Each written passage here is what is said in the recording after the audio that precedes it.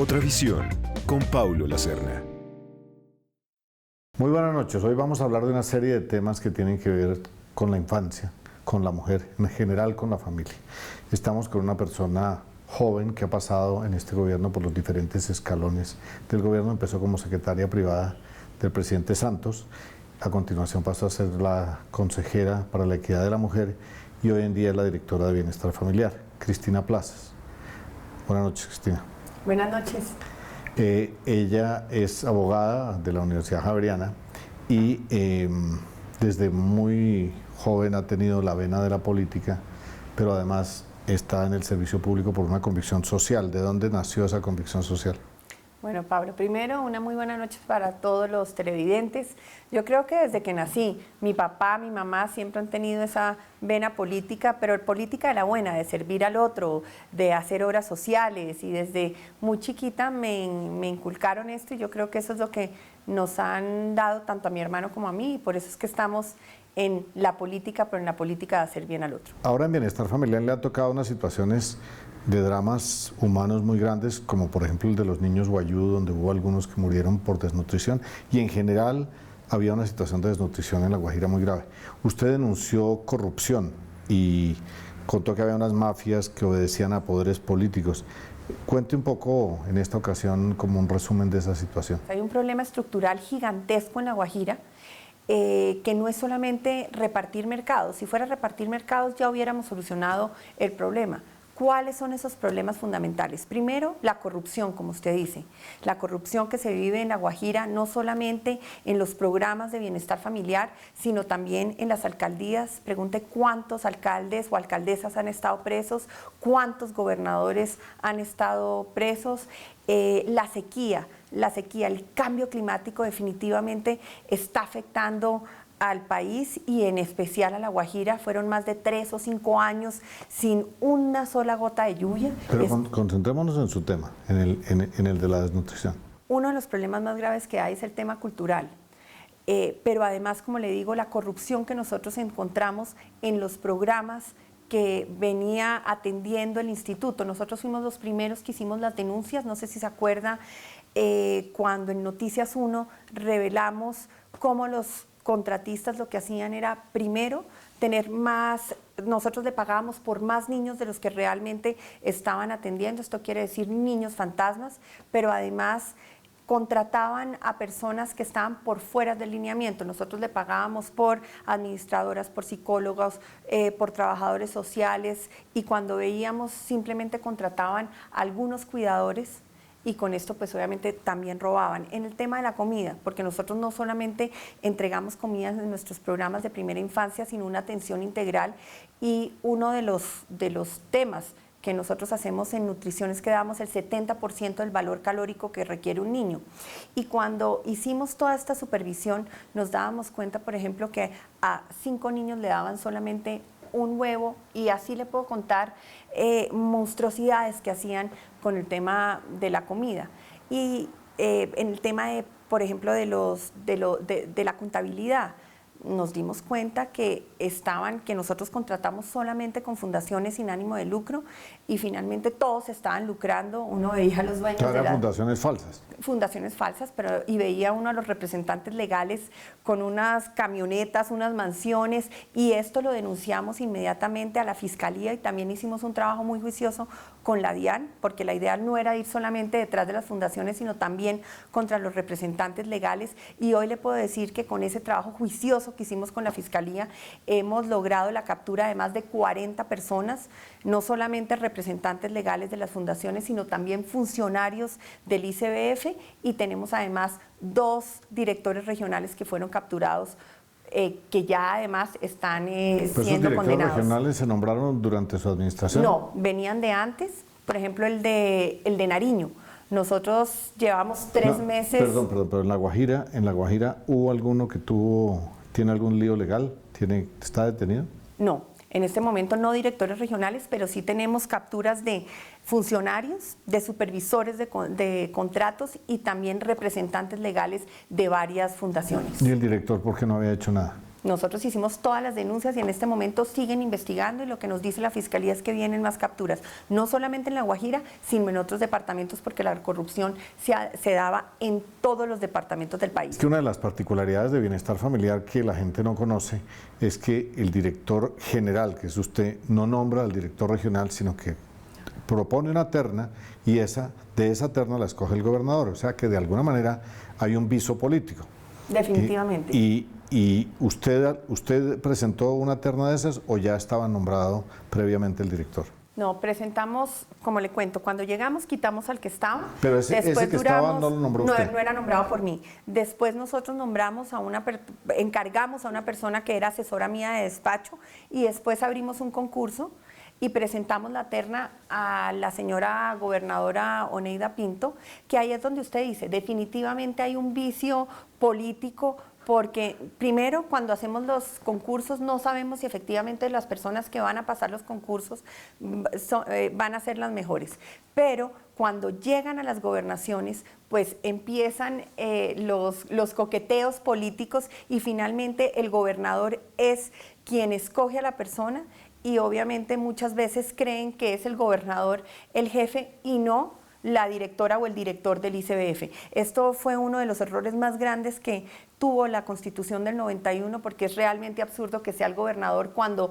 es el director general del ICBF quien responde por todos los hechos que hacen sus funcionarios, entre ellos el director regional. Pero usted cuenta que eso se regó en todo el país, pues de hecho la corrupción está en todo el país. Cuéntenos de las otras regiones. Bueno, ha sido muy triste lo que hemos encontrado en el ICBF, sobre todo que nosotros encontramos una mafia peor que el narcotráfico y además es mucho más difícil que combatir que el narcotráfico por una razón, porque están involucrados primero políticos, pero además algunos particulares que crearon unas fundaciones para robarle los recursos a los niños y funcionarios, algunos funcionarios, quiero aclarar, del ICBF. Por tanto, lograr atacar esa corrupción, que además está permeada en el instituto, ha sido muy difícil y obviamente no se puede combatir en 1 o 2 o 3 meses o 2 años que llevamos.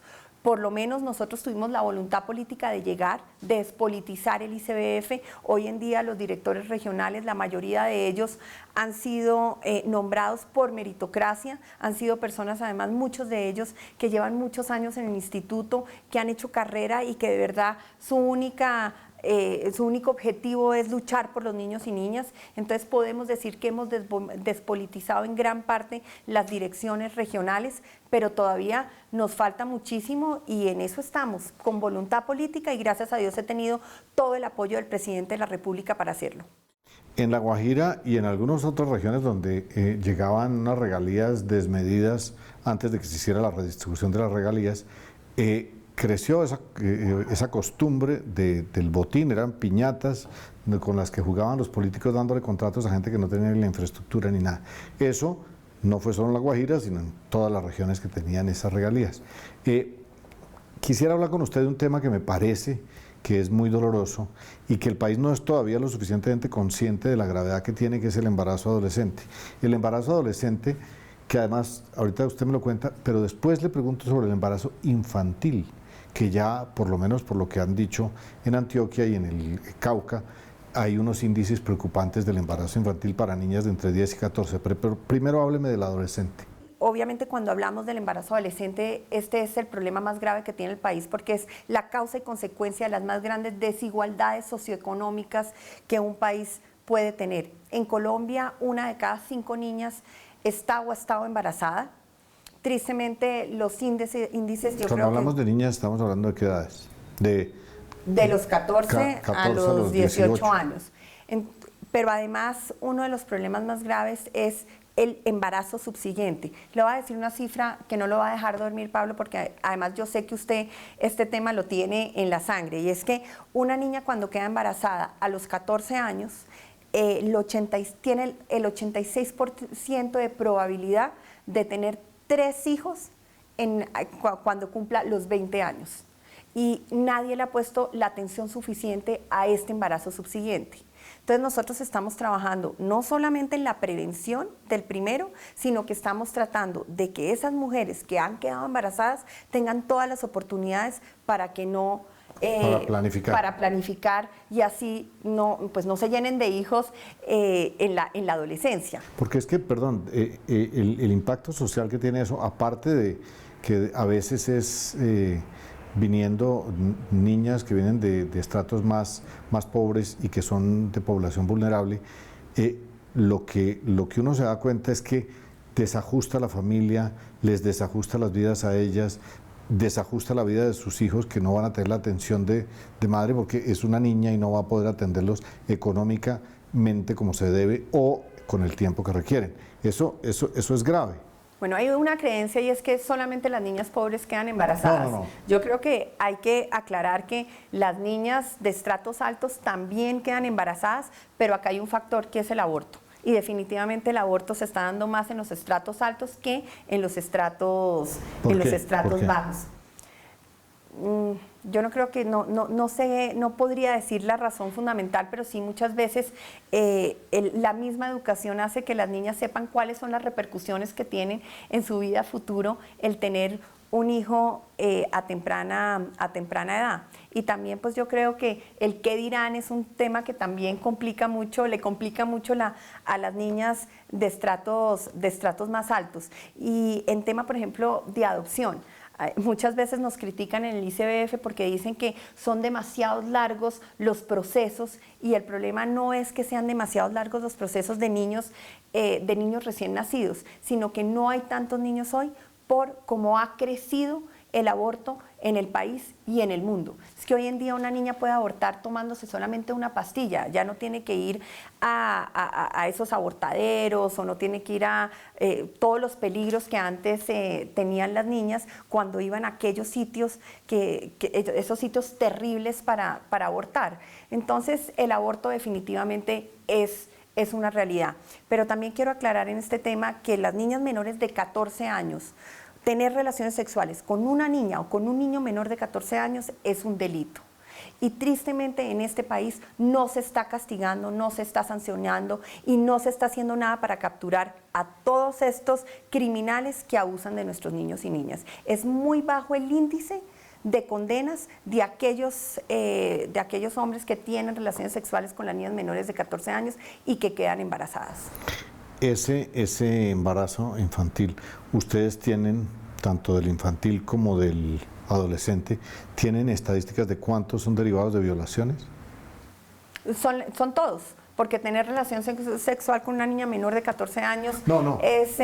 La mayor de 14, ¿hay violaciones como un índice preocupante o es simplemente relaciones de adolescentes que no tienen madurez? No le tengo esa cifra, pero definitivamente el embarazo adolescente muchas veces se da porque la niña no se cuida o porque el niño no se cuida o el joven no se cuida, o para no hablar de niños y entender que y hablar de niños menores de 14 años y jóvenes de 14 en adelante, pero sí es que muchos de ellos no tienen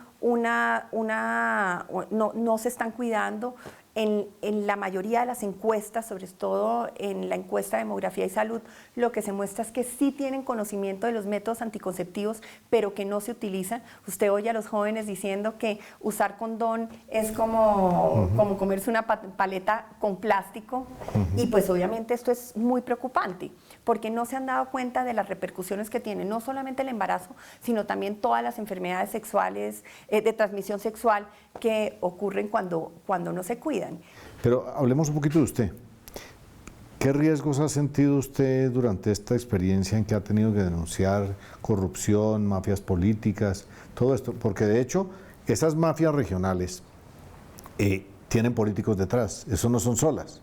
¿En qué le ha afectado a usted eso? Pablo, no ha sido fácil. Pero en el momento que me posesioné, yo me acuerdo mucho cuando el presidente me ofreció ser directora del ICBF, lo primero que le dije es: presidente, lo que tenemos que hacer es despolitizar el ICBF. Y me dijo: música celestial, hagámosle, Cristina. Y yo supe que el primer día que me senté en mi escritorio, habían dos caminos: o simplemente sentarse y hacerla fácil, que era lo que muchos habían hecho, o hacerla difícil, que era realmente tener voluntad política, luchar contra los corruptos, denunciar y dar unos resultados prontos, pues a corto plazo, en este tema que lo hemos hecho. ¿Por qué la gente debe creer en usted? Porque ya hemos demostrado 40 capturas, 2 directores regionales, quiere decir que efectivamente lo estamos haciendo. Y el costo es, pues obviamente tengo muchos enemigos, me voy a quedar con una herencia de enemigos muy grande de acá a que termine mi carrera política, pero además muchos de ellos piden mi cabeza a diario. Y como le digo, gracias a Dios hemos tenido el apoyo del presidente porque él es un convencido de que para lograr la paz necesitamos garantizar los derechos de los niños y pues también en el ámbito personal pues he tenido unas peleas que ustedes todos conocen que no han sido fáciles. Bueno, pero de hecho este gobierno, como tantos otros, es conocido por su pragmatismo político. Muchos de esos políticos que usted está combatiendo o que están detrás en las regiones de muchas de las situaciones anómalas que se presentan y que usted denuncia y enfrenta cotidianamente, son amigos del Ejecutivo. ¿Cómo maneja usted ese conflicto entre los políticos amigos del gobierno y usted como funcionaria pública para que no le hayan cortado la cabeza? Yo soy la que protejo los derechos de los niños y en el momento que me senté, supe que lo que tenía que hacer era salvaguardar los recursos de los niños y es lo que he hecho. Y he contado con el apoyo del presidente, que es lo importante, y pues se ha demostrado. Entonces yo seguiré y estaré en el ICBF hasta el día que el presidente decida que yo ya no voy más. Pero hasta el momento he recibido todo el apoyo del presidente y al contrario, siempre me dice, Cristina, ¿cómo van las cosas? Tiene que seguir y lo que ha hecho ha sido muy importante para el país. Su padre fue un hombre público y fue político y él que sabía en dónde estaba usted metida, lamentablemente falleció recientemente, pero él que sabía usted dónde estaba montada, ¿qué le dijo? ¿No le dijo, pare ahí? Mi papá estaba totalmente orgulloso. Yo no sé si usted se acuerda que mi papá fue presidente de Santa Fe. Nosotros somos santafereños de corazón. Esa es nuestra gran pasión. Y cuando fue presidente, luchó contra los narcotraficantes que eran dueños del fútbol. Yo no sé si usted se acuerda la gran pelea que dio contra el señor Bellini y contra muchos que estaban muy metidos y yo me acuerdo cada vez que él hablaba en los medios, mi hermano y yo decíamos, uy, no, qué peligro. Y yo creo que de ahí fue que aprendí que uno tiene que seguir los valores, los principios y que si uno está en un cargo de estos es porque lo pusieron a uno y pues yo soy católica y yo estoy segura que Dios me puso en este puesto para cambiar el mundo, para cambiar la vida de los niños y pues no podemos ser menos ni tampoco podemos ser menos a las esperanzas y a las expectativas que tienen las personas de nosotros. ¿Usted ha temido por su vida en este tiempo? Pues hay amenazas, Pablo, pero como le digo, mi gran lucha es contra la corrupción y cuando uno toma la decisión de luchar contra esas mafias, como le digo, la mafia que tiene el ICBF es peor que el narcotráfico, pues uno sabe que pues que tiene riesgos y ese riesgo, pues si es mi vida, pues... Usted me acaba de decir que es católica, pero usted está en un territorio confuso para los católicos porque hay posiciones católicas más radicales que no están de acuerdo con lo que usted acaba de decir de la planificación y de la educación sexual dentro de un criterio de cuidado, buscando solamente los embarazos y realmente voluntarios, deseados, con madurez. En esa controversia pública, ¿usted no se ha enfrentado con grupos radicales que la desautorizan? No, yo creo que desde que llegamos al ICBF, yo siempre hablo desde que llegamos y todo, porque yo no soy una persona, sino soy todo un equipo de personas que todos los días lucha por garantizar los derechos de los niños. Y todos los que hemos llegado hemos sido muy serios en cada concepto que da el ICBF. No permitimos que ninguna ideología ni religiosa ni se meta en los documentos que nosotros estamos dejándole al instituto. Todo es súper técnico y lo ha reconocido además las personas que han trabajado con el ICBF. Yo soy católica y es un tema personal, pero a la hora de garantizarle los derechos a los niños, nosotros siempre vemos o trabajamos frente a los derechos y no las creencias personales que tenemos cada una de las personas que trabajamos en mi equipo directivo. Me dijo algo aclarándome que no es que el aborto, perdón, que no es que el embarazo adolescente sea sobre todo en las clases populares, pero en las clases populares hay ciertas vulnerabilidades que hacen que se esté propagando o por inseguridad, abuso. Definitivamente, y es el número de niños que tienen los estratos bajos frente a los estratos altos. Ya. Eso que usted llamó el embarazo subsiguiente. Eso es la primera vez que lo oigo mencionar. ¿Cómo prevenirlo? Porque hasta ahora hemos venido hablando del embarazo adolescente y de la posible difusión para proteger a las niñas y a las familias sobre eso, pero sobre el reincidente o... No había oído. Es mucho más económico trabajar el embarazo subsiguiente que la prevención del primer embarazo. Se requerirían muchísimos recursos para poder prevenir de verdad el embarazo en un país, no solamente en Colombia, sino en todos los países de Latinoamérica, y también es un tema que se da en países desarrollados. Es un tema muy complicado, pero el embarazo subsiguiente, y le doy un ejemplo, por ejemplo, la Fundación Juanfe de Catalina Escobar, ella trabaja con aquellas jóvenes que quedan embarazadas, y la forma como lo ha hecho es dándole oportunidades, dándole trabajo, educándolas, y ha tenido unos resultados impresionantes. Y eso es lo que nosotros estamos tratando de hacer en diferentes departamentos. Nosotros ahora vamos a estar en Chocó y vamos también a trabajar con un grupo grande de jóvenes que ya han tenido hijos para ver cómo podemos darle todas las oportunidades para salir adelante y seguir con todas nuestras campañas de prevención para prevenir obviamente el primer embarazo. La única entidad en Colombia que tiene hijos es Bienestar Familiar. Ustedes tienen unos niños que fueron, digamos, protegidos por Bienestar Familiar porque tenían situaciones de vulnerabilidad, de abandono, y que nadie ha querido adoptar. ¿Qué alternativa tienen en la vida esos hijos de Bienestar Familiar? Ese es mi programa favorito en el ICBF, porque cuando llegamos no había un programa para conseguirle un proyecto de vida real a estos niños. Hoy en día tenemos más de 5.000 niños que están esperando que los adopten con características especiales.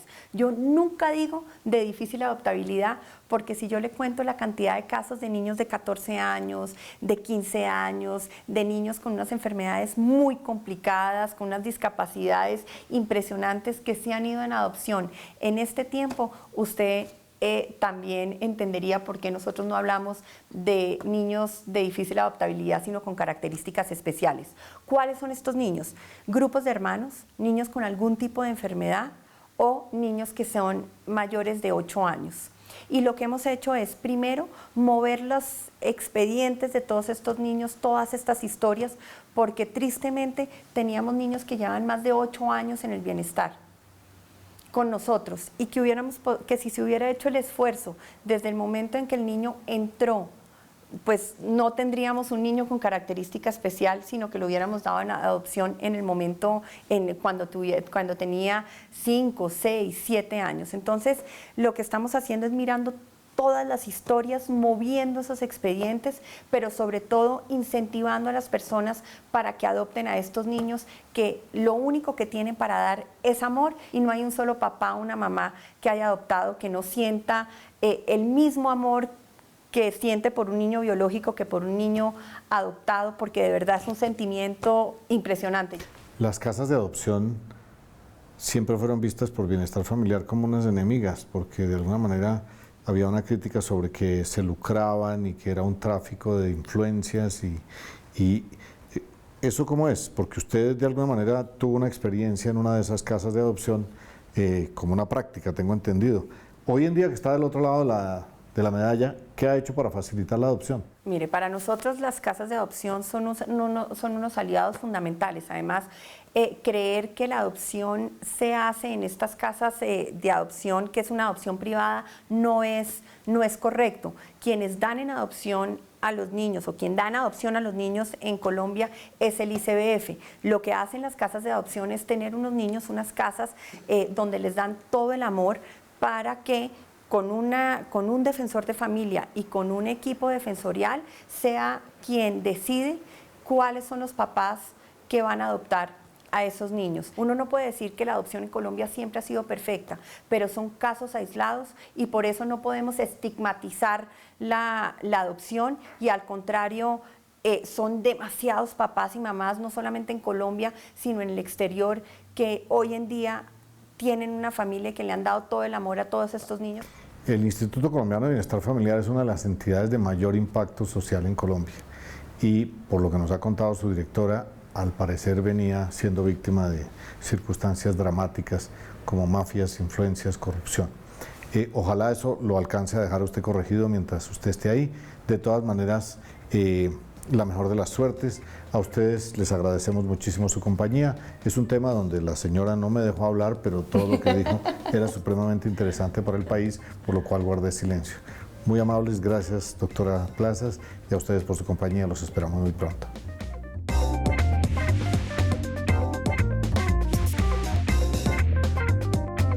Otra visión con Paulo Lacerna.